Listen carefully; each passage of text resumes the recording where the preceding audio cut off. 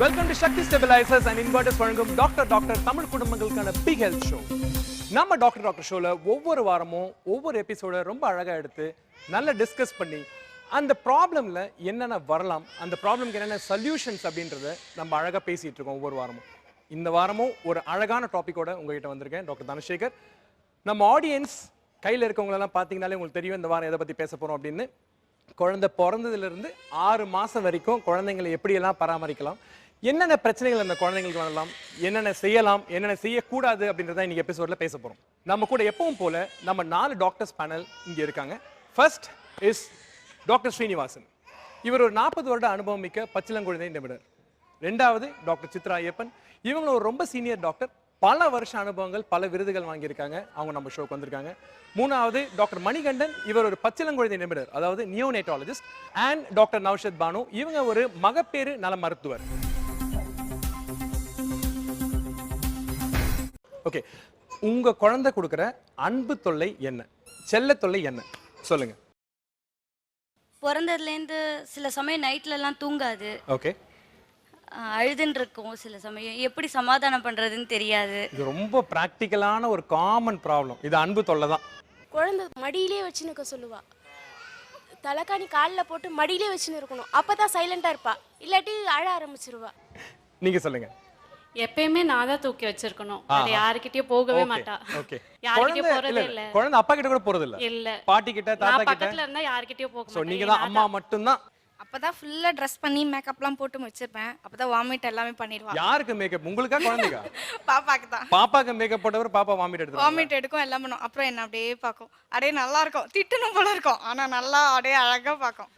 குழந்தை பேச சொல்லி கேட்டுகிட்டே இருப்பா, நமக்கே வாய் வலிச்சிடும். அந்த அளவுக்கு பேசிகிட்டே இருக்கணும். என்ன பேசுவீங்க, அவங்க என்ன பதில் சொல்லுவாங்க? ஏதாச்சும் வாய்க்கு வந்தது நம்ம பாட்டு பேசிகிட்டு இருப்போம், நம்மளே பார்த்துட்டு சிரிச்சிட்டே இருக்கோம் குழந்தை. பட் எவ்வளோ நேரம் நம்மளும் பேசுறது, வாய் வலிக்கும் இல்லையா? அப்புறம் நான் என் ஹஸ்பண்ட் இல்லைன்னா என்னோட மாமியார் யாரையாவது பேச சொல்லிட்டு நான் போயிடுவேன் வேலை பார்க்குறதுக்கு. ஸோ குழந்தைய என்கேஜ் பண்ணிட்டே இருக்கணும். ஆமாம். என் குழந்தை என்னன்னு கேட்டிங்கன்னா தூங்கிட்டே இருப்பான். 3 months வரைக்கும் பார்த்தா எப்பவுமே தூங்கிட்டு இருப்பான். ஸோ அவன் எனக்கு பயமா இருக்கும், என்ன நடக்குதுன்னே தெரியலையே அப்படின்ற மாதிரி ஒரு பயம் இருக்கும். ஸோ அதுவும் ஒரு விதமான தொல்லை தான், ஏன்னா புரியாத பயம். ஆமா, ரைட், ஓகேம்மா. இவளோட பிரச்சனை எனக்கு என்னென்னா ரொம்ப சத்தம், சவுண்டு ரொம்ப ஜாஸ்தி. டாக்டரே அதான் சொன்னாங்க, இவளுக்கு லங் கெப்பாசிட்டி ரொம்ப ஜாஸ்தி இருக்குது. இவளுக்கு வேக்சினேஷன் போட போகும்போது டாக்டர் காதை பொத்திப்பார். வெளியே இருக்கிற குழந்தைங்கலாம் ஃபஸ்ட் டைம் போகும்போது பயந்து அழ ஆரம்பிச்சிடுது. சொல்லுங்கம்மா. பிறந்த ஒரு 2-3 months or 4 months வரைக்குமே வந்து ஒரு ஆட்டிகிட்டே இருக்கணும். ஒரு 1/2 hour ஆட்டினா கூட அதுக்கப்புறம் முடிச்சு பார்ப்பான். லைட்டாக விட்டுட்டா எங்கே விட்டுட்டாங்களா, ஆட்டுறாங்களா அப்படின்னு பார்ப்பான். மறுபடியும் ஆட்டினா தான் மறுபடியும் தூங்குவார். பேரண்ட்ஸ் எல்லாம் ரொம்ப அழகாக வந்து அவங்களோட எக்ஸ்பீரியன்சஸ், அன்பு தொல்லை, ஆனந்த தொல்லை, குழந்தைங்க என்னென்ன செய்கிறாங்க, அவங்களுக்கெல்லாம் எவ்வளோ சிரமமாக இருக்குது, அதை எப்படி இன்பமாக அவங்க ஏற்றுக்கிறாங்கன்னு ரொம்ப அழகாக சொன்னாங்க.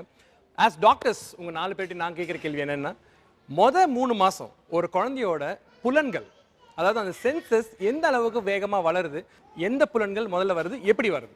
பிரெஸ்ட் மில்கோடைய அந்த ஆல்ஃபேக்டரி சென்சேஷன் ரொம்ப நல்லா இருக்கும். பிறவிலேயே பிறந்த உடனே ஒரு குழந்தைக்கு ஆல்ஃபேக்ஷன், அதாவது அதுக்கு வந்து வாசனை தெரியுதா, ஸ்மெல் தெரியுதா, நம்ம எப்படி கண்டுபிடிக்கிறோம்? எந்த குழந்தைகிட்ட டெஸ்ட்டுன்னு எதையும் சொல்ல முடியாது, ஆனால் பிரெஸ்ட் மில்கோடைய ஸ்மெல் மட்டும் அந்த குழந்தைக்கு நல்லா தெரியும். 2 மாதத்துலேயே ஸ்மைல் ஆஃப் ரெகக்னிஷன் வாங்க. அம்மா பார்த்து சிரித்தா குழந்தைய சிரிக்கும். அப்புறம் பார்க்கும்போது எதாவது இப்படி போனீங்கன்னா அப்பா போனால் அப்படியே திரும்பி பார்க்கும், குழந்தைய யார் போகிறாங்கன்னு பார்க்கும். அப்புறம் வந்து குழந்தை இப்படி தட்டினோம்னா பெட்டை அது ஜர்க் ஆகும். தட் மீன்ஸ் ஹியரிங் எல்லாம் சரியாக இருக்குன்னு அர்த்தம். ஒரு 3 மாதம் 3.5 மாதம் ஆகும்போது குழந்தைக்கு மெதுவாக தலை நிற்கும். சாதாரணமாக எடுத்த தலை பொட்டுன்னு விழுகும். இப்படி தூக்குனீங்கன்னா அப்படியே தலை ஹெட் கண்ட்ரோல்னு சொல்லுவோம். 3 monthsல நல்லா சரிக்கும் குழந்தை, நல்லா பால் சாப்பிடும், வெயிட் கெயின் இருக்கும் குழந்தைக்கு.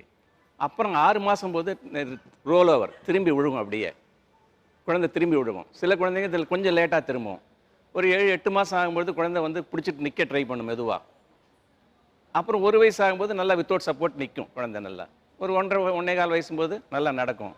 ஓகே, பிரெயினில் வந்து மைலினேஷன், அந்த நர்வ் ஃபைபர்ஸை சுற்றி ஒரு வகையான புரோட்டீன் இருக்கும். அந்த புரோட்டீன் டெவலப் ஆக அந்த அதுக்கு தகுந்த மாதிரி ஒரு டெவலப்மெண்டல் மைல்ஸ்டோன் வரும். ஃபார் எக்ஸாம்பிள் இப்போ வந்து ஒரு 3 மாதத்துலேயே வந்து தலை நிற்கும். நீங்கள் பார்த்தீங்கன்னா ஒரு குழந்தை உள்ளே வரும்போதே நாங்கள் கண்டுபிடிச்சிருவோம் இந்த குழந்தைக்கு தலை இன்னும் நிற்கலை. அப்போ வயசு எவ்வளோ இருக்குன்னா 3 மாதத்துக்கு குறைவாக இருக்கும். அதே மாதிரி 10 மாத குழந்தை கூட தலை நிற்காமல் வரலாம், அது அப்நார்மல்.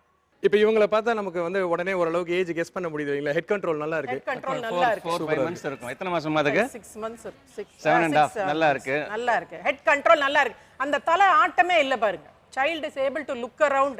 எங்களை பார்க்கறது ஃபோக்கஸ் பண்ணுது. ஸோ ஐ கோஆர்டினேஷன் கரெக்டாக இருக்குன்னு. Very good very good.